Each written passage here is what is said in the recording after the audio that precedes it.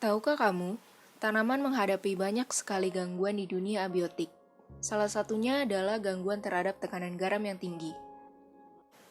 Telah diketahui bahwa hampir seluruh tanaman yang ada di dunia sensitif terhadap tekanan garam, dan hanya sekitar 0,25% saja yang dapat menyelesaikan siklus hidupnya di tanah asin. Pada populasi pantai, seringkali terjadi intrusi air laut, atau peristiwa masuknya air laut ke dalam air tanah yang mengakibatkan meningkatnya salinitas tanah. Tentu saja hal tersebut dapat berdampak pada produktivitas pertanian yang ada di daerah sekitar pantai. Untuk itu, adanya ekosistem mangrove di wilayah pantai sangatlah penting. Karena selain dapat menahan erosi oleh gelombang laut dan mengurangi efek tsunami, ekosistem mangrove juga dapat menahan intrusi air laut. Pernahkah kamu melihat mangrove atau bahkan mengunjunginya? Mangrove merupakan tumbuhan yang mampu hidup dengan baik di pantai maupun di laut. Hal ini dikarenakan mangrove memiliki kelenjar garam yang dapat mensekresikan ion garam berlebih apabila dalam kondisi salinitas yang tinggi. Dalam setiap kelenjar garam, berdiameter sekitar 30-40 mikrometer.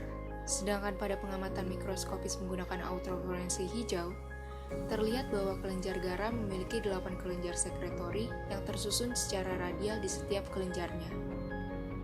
Lalu, bagaimana mekanisme kelenjar garam dalam mensekresikan ion garam?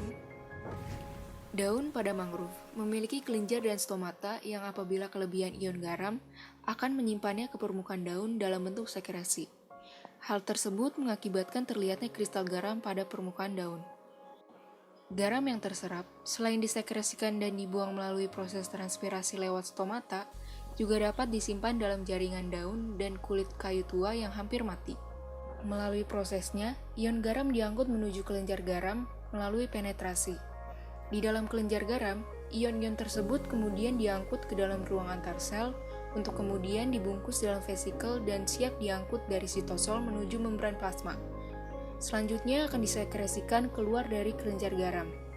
Hingga akhirnya, ion-ion garam akan keluar menuju pori-pori dan terbentuk butiran-butiran garam pada permukaan daun.